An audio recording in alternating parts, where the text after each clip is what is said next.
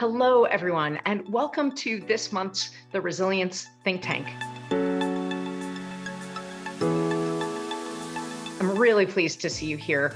We are talking about a topic that I am hearing about in the media, discussing with clients, and really learning about with everyone I know. And that topic today is about feeling overwhelmed. I am honored to introduce you to my guests today. I want to start out with Dolores Presley.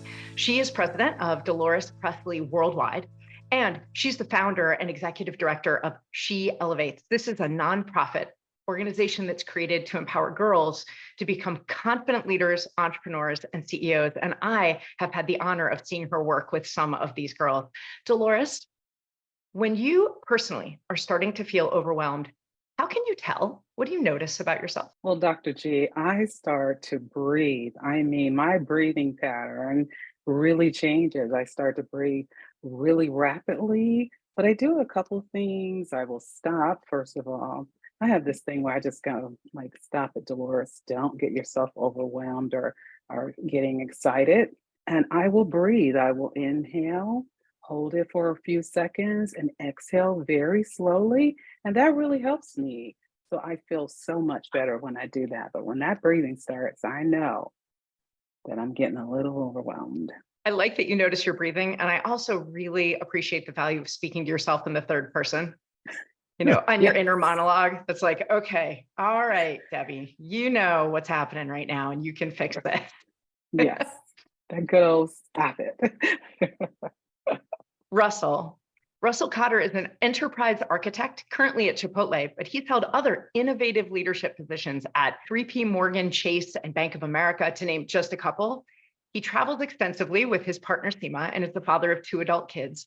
Russell, tell us, when you start to feel overwhelmed, what do you notice? Thanks, Dr. J. Honored to be here. Thanks for the invitation. Good to see everyone.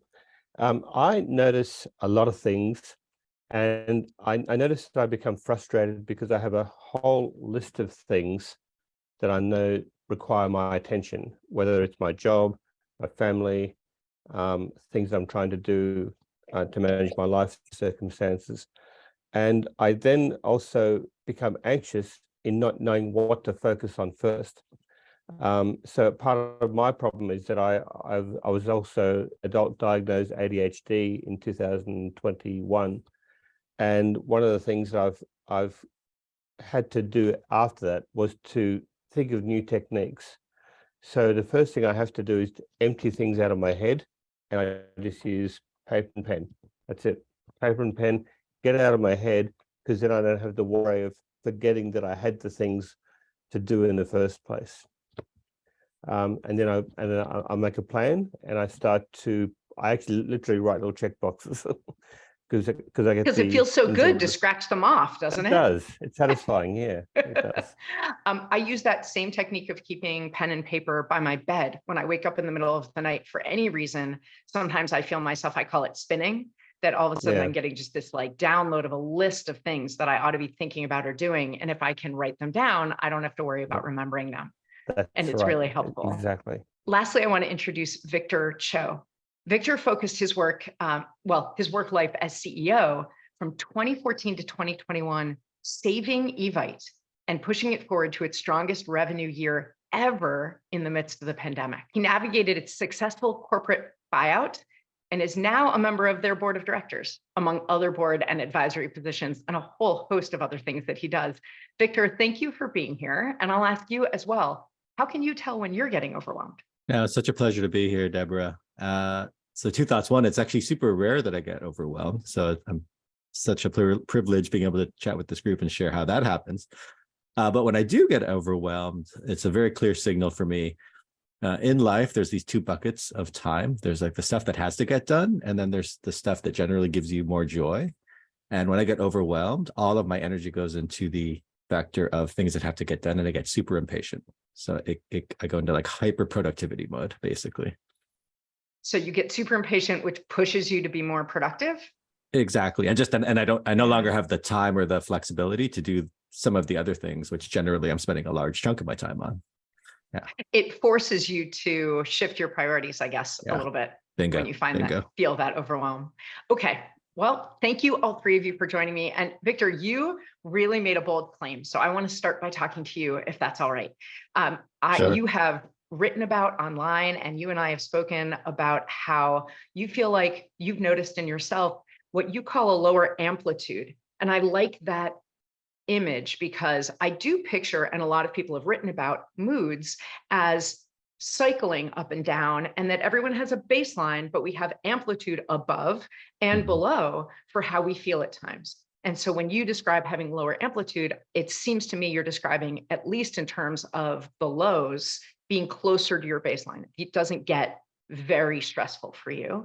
And I'm curious if that means you also feel like you don't experience wild swings of joy and happiness as well, or what does that low amplitude mean to you, and how did you get there? Yeah, it's a great question. So whenever I'm running a business, I do a getting to know the CEO session with my employees, all the employees in the company, and I always describe my emotional arc with this line. I say, here's me happy. Here's the business just had a huge success. Here's the business is like an existential risk. Like, so I think I have an innate my innate just emotional cadence is low. Now within that, though, there are absolutely things that I do to keep it in a much narrower band, which is like, how do you de-amplify all of the system shocks in your life so that you're not hit with these huge, big stress creating moments. And that's, I think, the secret sauce of the behavior that I've got. So tell me, what are some things that you do to de-amplify those Yeah, system no, shocks? so it actually comes down to one very simple thing, and it sounds almost crazy when you think about it, but there's a very famous matrix. It's called the Eisenhower matrix. You guys, I'm sure, have probably seen this, where it puts the world into a 4-block, right? What's important, what's not important, what's urgent, what's not urgent. And there's all sorts of methodologies around, well, where do you spend your time? And actually disagree with all of them. I have a radical view of the Eisenhower matrix, which is that I never in general, or I try to never let anything get into the important and urgent quadrant. I will always preempt what has to get done before it becomes urgent, because I know it's going to be important.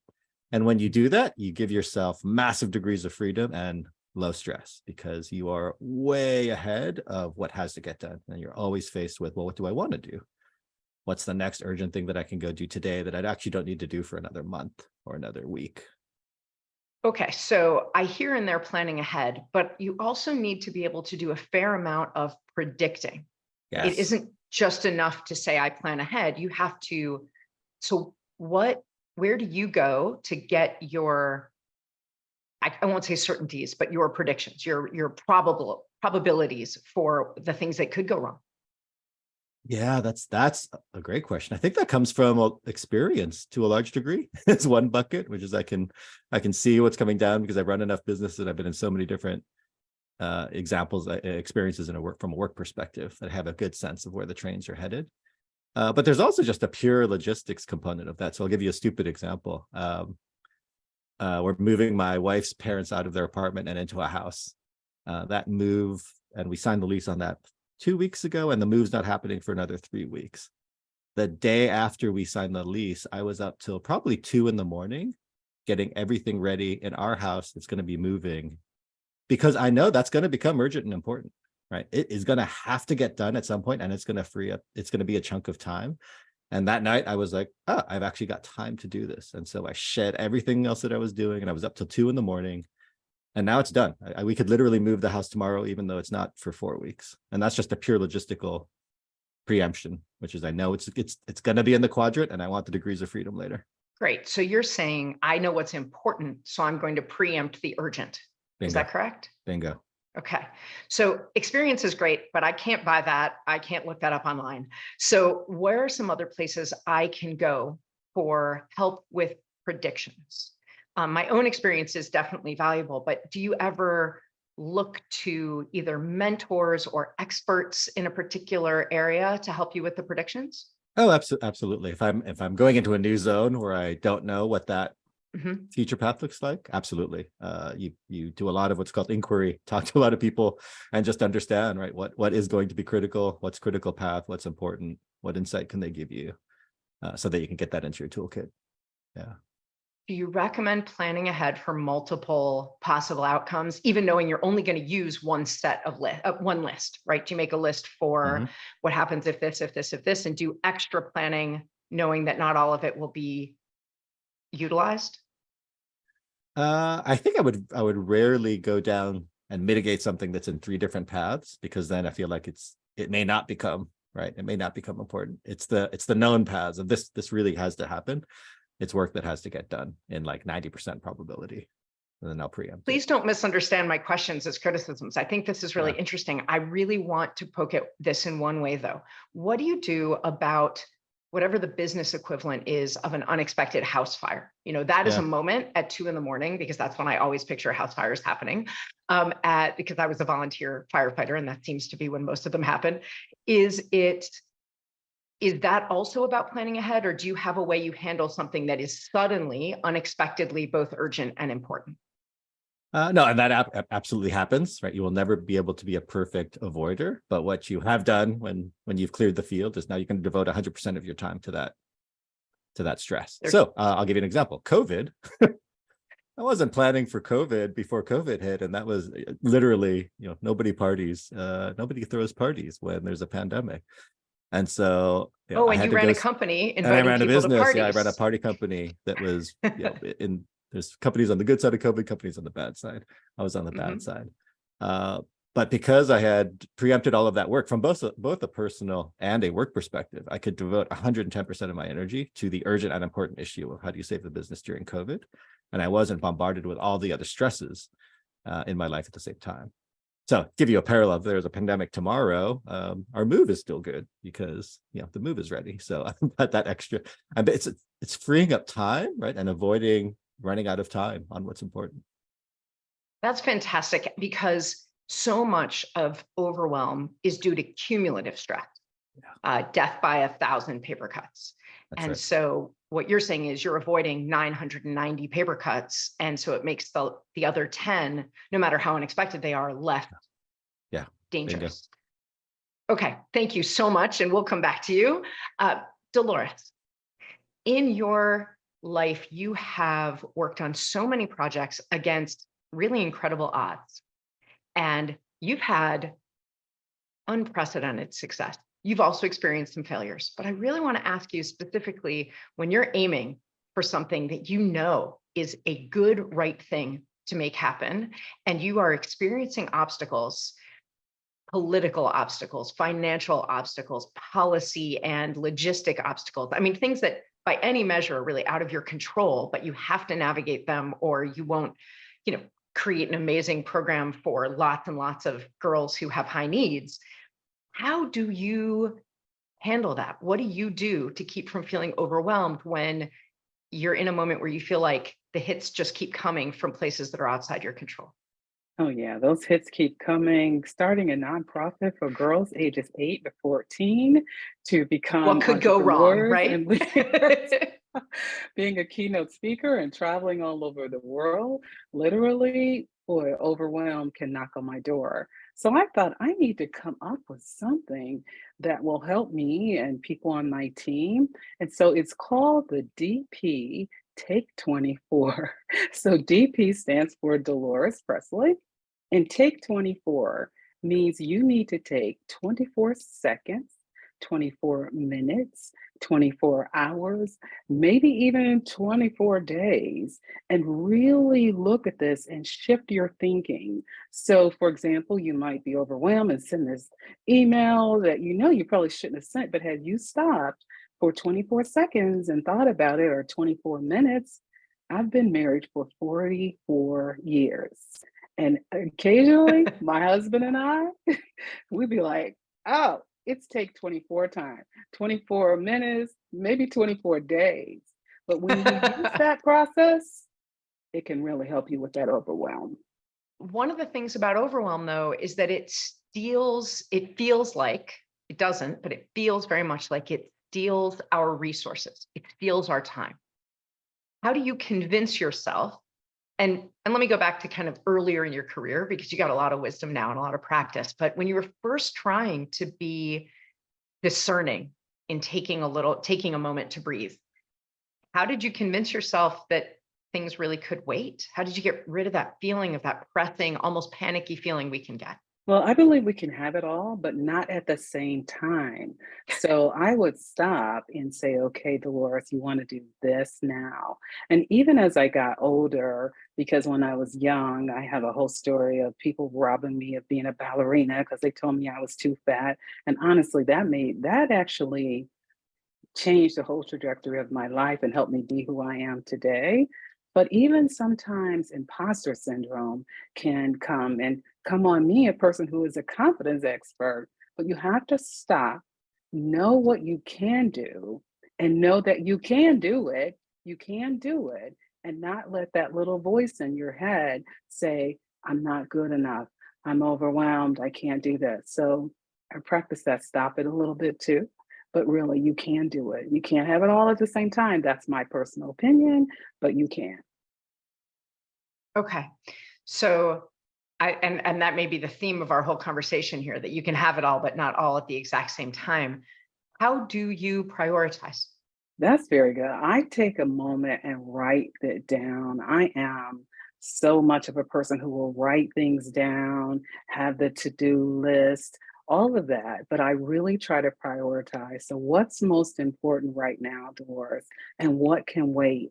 And a lot of times a lot of things can wait that we don't even realize. We're like, oh, I got to get this done right now. And especially me, I can be a little hyper, but I'm like, no, this is not that important right now. Let's look at what's very important and work on that first. Fantastic. Okay, that's really helpful. And I now want to ask Russell a couple of questions because, Russell, in your career, you've helped so many other people navigate big change, create their own franchise, start a new project or program, get a new product into sales. You do so much in the corporate world that isn't really just your own strength that's needed, your own ability to navigate change. You have to help other people navigate change. So when you're Right. working to do that and they are overwhelmed, how do you approach it?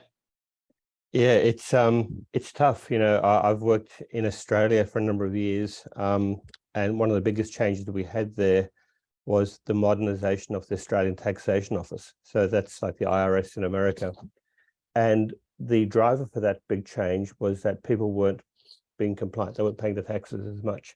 So they decided on a radical idea, instead of being punitive to people who didn't pay taxes, how can we create circumstances to make people want to pay their taxes and make it easier for them? So, and radical idea, right? It wasn't my idea. I can't take credit for it. But what we noticed was that when you want to introduce really large scale change, people are always going to have a kind of a sense of what's in it for me. Like if I lock into your program, or if I'm assisting you or being part of what you want to drive, you need to give them a sense of what's in it for them at their level, and as well as the greater good. And just saying it's for the greater good really doesn't get people involved as much as you think it would. So you have to really start to have conversations. We had conversations with a lot of groups and said, for the greater good, we could do these big changes. And I've been a part of changes in government, in telecommunications, financial industry, worked as a consultant, worked as an employee. And once you establish the bigger thing, you've also got to look at the little things. If we were to do this thing, how would it impact you in a positive way? Does it help your career? Does it help you understand the business better and provide opportunities that are going to be helpful in your job? Does it give you more experiences that you could be a part of, or things that you could be celebrated for and recognized for? So I think addressing change in terms of the personal and in terms of the wider goals is really important, and to have genuine conversations. Like you don't just make stuff up to make people feel good. You have to really listen to them. And I think it's hard because, and you have to acknowledge that it's hard. You have to never go into a change conversation thinking we've got a plan, you follow the plan, it's going to be easy. You have to really be vulnerable and say, this is hard for all of us. We don't even really necessarily understand this plan fully ourselves. And that might sound a little radical, but you have to show that there's some honesty there, because sometimes the changes that you think you're going to make those plans change, right? So you have to be okay that some things are going to be experimental. In fact, one of my favorite phrases I use today, my work as enterprise architect, is that when we start to approach changes, we start to take the smaller things first, the things that are more achievable. And I would always preface it and say, we've never done this before. It's a small thing, not the big thing. This is experimental. We may make some mistakes, but they're going to be short and contained, and we'll fail forward very quickly.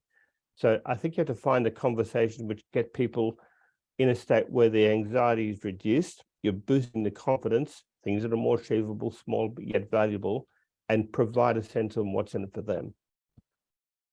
And when you do that, when you give them small changes to navigate first, that boosts their confidence, partially because they see they could do it, right? That small change was hard, but it was only a little hard, and they were successful. Oh, it's like a check in that little box, right? It's like that little to-do list. We got that thing. We can do the next thing. And they get more and more excited because you've got to celebrate the small wins.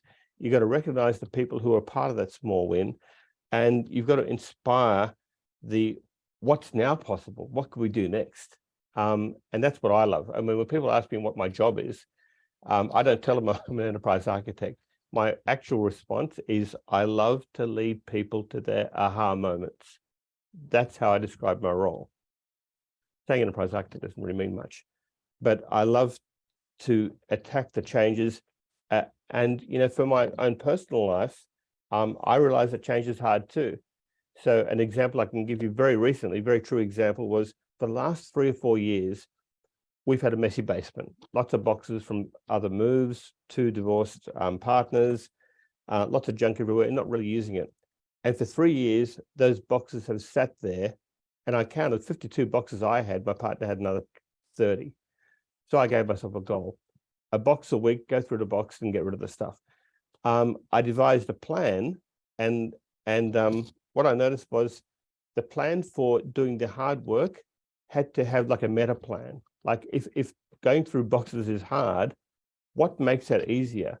And the last time I went through boxes in the basement years ago, it was horrible. It was dusty and horrible. I didn't know what to do with stuff. It was messy. So you have to kind of find out what's the plan for the plan a little bit. And I did that. So I said, I want to make a space that going through boxes will be easier. And that space has to be prepared: masking tape, scissors, marking pens, labels, boxes, totes, an area to go through stuff. So you kind of have to do that. And I learned a lot. Like, it actually made the experience much better. And I finished it in 4 weeks, not the 50 weeks I planned for myself, a box a week. It's already done. So it's like, okay. And you're an overachiever, but I love that example because I think we all have, or at least can empathize with, having a place in our home that could be much more usable or well organized, or we have a box we haven't touched. And it seems like this shouldn't be a big deal, but it becomes very overwhelming. And that's a great microcosm to use as an example. My kids loved it because they told me, you know what, when you retire and leave this place in 10 years, that's 50 boxes that we don't have to go through. They're thinking ahead to being in the sandwich generation. Yeah, exactly. Okay. There are some really incredible questions waiting for us in the chat. And if you have thought of a question that you would like to ask, please put it in there as well. I would like to start with this comment that Bruce made. He said, I'm hearing situational awareness.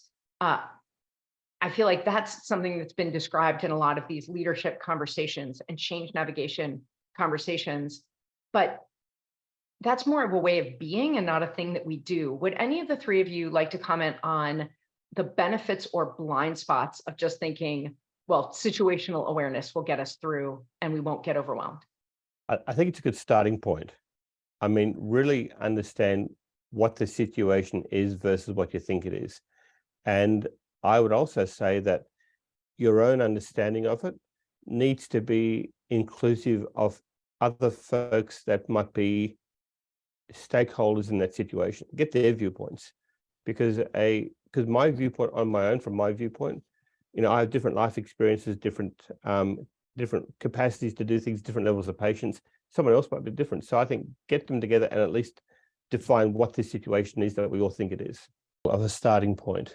Yeah, I would say, at least from my end, the situal awareness is key to be able to populate accurately what is in your prioritization matrix, but it requires a supreme effort of will to go attack the stuff that's hard, that's not due today. So, I could, if I blocked out my quadrant, I could say, hey, there's something here that I need to do for 6 months from now is going to be useful and important. I know I need to get it done. Or I could, in the not urgent, not important quadrant, I could play some more Candy Crush. It's like, wow, that's super addicting and super fun. And being able to stop and say, you know what? No, I'm not going to play Candy Crush because 6 months from now, I want to free up 5 hours of my time. And it's going to free it up because that work is going to come. That takes willpower or a process to force you to do that. And handling overwhelm does take willpower. Dolores, your practice of taking 24, that takes willpower. You want to just send the email or the text. You want to just say the thing to your partner. You want to storm the government office who isn't giving you the permit that you need. I wondered, and Dolores, I'd like to start with you, but I wondered if each of you might speak to this question, which is, when you have someone on your team, whether you work with them or they work for you, and you've tried your usual things. You've said, hey, why don't you take 24? You've said, one of Russell's suggestions that I think a lot of us have used in leadership was just to break it down into smaller things, use empathy to acknowledge that this is hard. And they're really pushing back. It's too much. I can't. In whatever way they show that. It may just be by avoiding and not getting back to you on the deadline that they promised. How do you approach that team member, and what are some things you've seen that can work? So I definitely say, of course, communication is key. However, we still have to really talk about it and offer them some suggestions. And I always ask, what do you think we can do to improve this? Because I want to include them in the process of how we're going to handle this. And I think a lot of times leaders don't do that. They'll just go in and say, this is how it is, and blah, blah, blah. But really, we have to have empathy. We really have to find out what's going on with people, because there's so many things in this world right now that people are dealing with. And then we come up with a plan. Now, once we come up with that plan and we're not following through, then we might have to take stricter processes. But for initially, really talk to people. Not only talk, but listen. Listen to what people are saying. That part is harder. It's I hard. love Oh, yeah. I love what Dolores said, though. That is so on point. When I was working for one of the major banks, one of my jobs was to help executives build business roadmaps for the next 18 months. And it was overwhelming for them because they were under pressure to do accomplish certain results. So I used to ask them, what do you want to do? And let's write it on a page. And let's write a value proposition about doing that thing to attract an investment. And it was really hard. So I switched gears, and I turned my initial engagements with executives into what became known as my therapy sessions. And I'd sit down with an executive director or managing director, and I said, for 30 minutes, as a precursor to doing the thing that we're going to do to plan your roadmap, tell me about how you feel on Sunday nights with the thought of going to work on Monday mornings. And they were like, what are you talking about? Well, are you looking forward to work?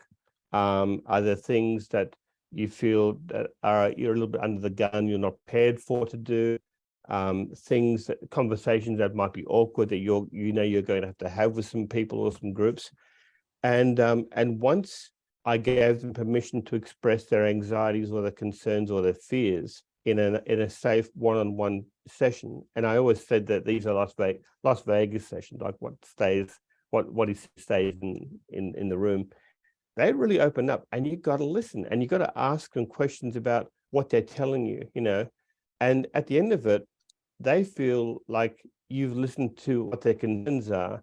When you start to develop what are the things that are on their plate to go through, you have a much fuller understanding of how they are and what things, because some of their concerns are experience, time, money, budget, personal life things. The listening helps, and that breaks through. And then when you get to doing the actual work, you've got their full attention. So that's really been helpful to me. The listening is so important. Yeah, Deborah, I'd say on my end, two things. One is I very explicitly coach and teach everyone on this idea, or try to, of staying out of that quadrant. And separately, I actually have a free online course on this. It's like a 40-minute session, which I'm happy to send your way. Which Nice. We will literally definitely put that link packaged. into the stuff that we send afterwards. Thank you. Great. And then the second one is just as I run the business, so when I apply to myself personally, I apply to the business as the CEO, which is, how do I set the right priorities for the business so that the business itself doesn't get into a position, right, where it has to go scramble against something that's in the urgent and important quadrant. Now, that's harder for a business, right, because the world changes, but you can absolutely do things, setting targets well before they're needed, right, setting milestones well in advance to prevent the business from getting into that system stress zone. And that's that's one way that I manage as a leader. Those strategies sound really useful. Someone had asked in the chat a question that I thought was really important to ask you that I hadn't, Victor, about this planning ahead. This person wanted to know, how do you make sure that the planning ahead doesn't evolve into overthinking and spiraling? So I guess there is always a risk that the upfront planning gets wasted. But if you are really generally focused on the stuff that's going to happen at the 90 to 95% confidence level, that extra 5% of wasted time where you've actually kind of unnecessarily planned is well worth the reduction in stress and the degrees of freedom that you get. So a tactical example on that. So I said I couldn't preempt COVID and we didn't plan, but that's not totally true. In November, I was very worried about COVID as a CEO, right? I knew that was going to be an existential risk for the business. This was before the world fell apart. And I went to my team and we started some planning cycles on, okay, maybe, and that was actually a low probability case, but it was a low probability. If this happens, we know the world changes radically. And I remember they looked at me crazy when I first came in. They're like, what are you talking about, Victor? There's this Chinese thing. It's like, why are we even talking about this? And I said, because if it does happen, right, everything is going to change. So let's just, it wasn't a huge amount of time. Like, let's go spend a half hour talking about what our plans are going to be. And we were that much better prepared, right, when it did happen. So maybe part of the answer to that question about how you avoid spiraling is that you put a time limit on it. We're going to have one meeting about this. Yeah. That's right. I just want to ask one more question of everyone before we start to talk about what we've learned and how people can apply it. And that question is, since we've heard each of you talk in some way about breaking through, getting people to see what's really authentically possible for them, what's actually important and urgent, and in that authenticity, how important or not do you feel it is for leaders to show vulnerability around the things that they are concerned about, around their own moments where they've, at least in your case, Victor, just flirt with being overwhelmed or actually feel overwhelmed? And if so, what are some authentically leading ways that you can show that vulnerability without terrifying your team? I can maybe go first on that one. My leadership ethos is always dangerously transparency. I have just a fundamental belief that the best thing you can do for an organization and your team is to share pretty much everything, because we're all adults. Like, I hire people but they're also human beings. And I think it is a huge disservice to hide information and then spring it on them last minute. So, if our business is in financial trouble, the team's going to know it's in financial trouble. And I'll describe, well, here's our plan of attack. Here's what we're going to go do. Here's the ramifications. But I lean towards aggressive transparency for that reason. Yes, I totally agree with that. We are all human beings. And a lot of times people just they're like feeling like they're superior. Even with the girls, we teach them to be girl bosses, but we teach them to bring others success and significance. So you're going to be a boss, but bring others success and significance and be a human being. And I didn't always be very vulnerable. I wouldn't. Matter of fact, I came from a mother who's like, don't tell people what's going on and things like that. So I had to deal with that in my lifetime, but I've learned to be very vulnerable. It took me probably, 20 years to say that I wasn't able to give birth to children. And that was because I hear my mother saying, don't you tell people you're not able to give birth. So I believe vulnerability is so important. It is so important. We must be real and realize we're all human beings. I definitely agree with both. And when a leader shows some vulnerability, it humanizes them as a leader. And I think one of the techniques a leader can do that is to do some storytelling. Show the people that there have been times in his or her life where they've had to overcome huge personal or maybe professional obstacles, how it made them feel, things that they tried and failed with, and how they got through and to the other side. And to show that possibility in a vulnerable way, that's now getting you on the path to inspiring the team to say, yes, I've gone through some stuff too. I know I've been in your shoes and it was tough and I've made a few mistakes, but there's an other side to this. We can get through this together. So I think the vulnerability and some storytelling, I think true storytelling is also good. Thank you, everybody. I have taken pages of notes, and what I just want to go over really briefly are a few things that you can take away from this conversation right now that you might be able to use today. Victor mentioned this Eisenhower matrix, and this is where you take anything, any idea, any task, and you put it into one of 4 boxes. It's either important and urgent. It's important but not urgent. Urgent but not important. Other people bring us those a lot. Or it's none of those things, right? And he says, as much as you can, try to keep things out of the important and urgent box, and that it takes a lot of planning. And I think the thing that advanced my thoughts about this today is the idea that the more you do that, when things do jump into the important and urgent box, you have the bandwidth to handle them. You can be resilient because you're not also feeling like, oh my gosh, there goes everything else that was important and urgent that had to get done today. Something that Dolores brought to us that I think is really poignant at this moment. This idea that you can have it all, but not at the same time, often sounds like you're having to settle. And that's actually not it at all. If you say, I can have it all, and because I can't have it at the same time, all at the same time, I have to prioritize.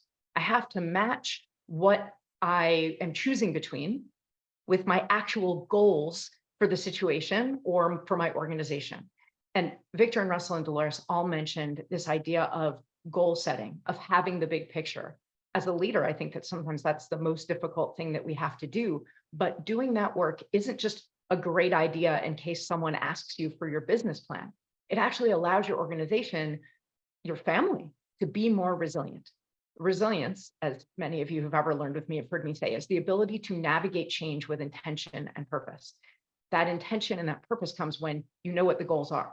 So when you say, okay, I can have it all, but I can't have it all at the same time, right now, not what's urgent, but what best matches our priorities, what best matches our goals. There's so many other things that have been said. I just want to, before we get to our end, I just want to talk about one thing that Russell brought up over and over again. And that is this in several different ways. And that's the idea that when we want other people to do something that is hard for them, there's a few things we should remember. One, it doesn't matter if we think it should be hard for them. It just is. So understanding that it is, acknowledging that it is hard for them is a big important step. And then asking the questions that help them put it into perspective with their goals and break it down into smaller pieces allows them to build their competence at navigating that change without feeling so overwhelmed, and their confidence that they don't need to be as overwhelmed in this situation because they can do this. When we wrap up, I am going to send you, as I have done in the past, an email with the strategies I heard. But I would also love to hear from you to know what strategies you took away from this that you're going to try and operationalize. These conversations are all about operationalizing our resilience, that it isn't just something we want to be, it's something we need to actively do. One of the best ways that we can do that resilience is by protecting and healing ourselves. And so I wanted to end by asking each of our panelists today to talk a little bit about what feels like the opposite of overwhelm to them when they are starting to feel the stress and feel the impact of a lot of change, what do you reach for? Russell, I'd like to start with you. What do you reach for to be the antidote to overwhelm? I'm glad you asked. So I have two little tools I use, and I'm a very tactile person, so I like to have the feeling of no overwhelm and something that I can hold to embrace that feeling. I have this, it's called a singing ball, and you spin your thing around it, your wood thing, and it makes a nice calming tone. And that helps me acknowledge that I've come through a major challenge, and I just get that feeling of, now it's done. And then I've got another thing I use. I actually made this myself. I had this this thing where I wanted to say, when I plan on going through big things, and remember I said I like to write things down, I like to try and put things in a frame of reference of writing things down in certain ways that can be expressed in pictures and diagrams and notes. But I also like to have a read on where things sit on my calendar, and then I like to have a read on what's going on during the day. So this thing didn't exist, so I had to create it myself. It's a three level of how to think through change. I actually call it my ESP planner, my execute, schedule, and plan thing. It's tactile, it's organized, and I now don't have that stress of having to carry a calendar around and a huge sketchbook and a to-do list, like a diary. So that tactile sense gives me I can look at it, I can touch it, I can feel it. It goes with me everywhere. All my home stuff and all my work stuff gets done on this. So that helps Fantastic. me. Yeah. Thank you. Victor, how about you? I think I'll go, and I have to look at a note because I write this down. I will go back to this blurb that I wrote once, which is, I think I will ask myself, it got really dark. Is this something I can let myself get stressed about? Which sounds like a weird thing, but it's all about perspective. So let me just read this real quick. So when do I allow myself to actually get emotionally stressed? When there is a reasonable chance of a catastrophic event that impacts people I care about, or I cannot control or influence the outcome. That is when I will allow myself to get stressed. Now, the fact I can allow myself to get stressed is a very Spock-like thing. But for me, it's about perspective, which is this thing that is maybe going to bother me? Does it hit that criteria? And if it doesn't, then I'll just wash it from my brain and say, you know what? It actually doesn't matter in the end of the day. So in medicine, short we do answer the same is yeah, elevating perspective to the right position. If you go to the emergency room, we're going to ask you, is it a 10 out of 10 pain? So I think scales and questions like that are really helpful. Dolores, will you share what you reach for when you're feeling overwhelmed? Looking at anything that makes me smile. It might be a quote in my office, it may be something that I see, it may be my 3-year-old great granddaughter, and she loves to sing, and I will pull out her video and smile, and she calls me Grandma G. Anything that makes me smile is the opposite of overwhelmed, and it can totally change how I feel. There are so many ways into the oxytocin in our brain that gives us that feeling of like, I'm okay.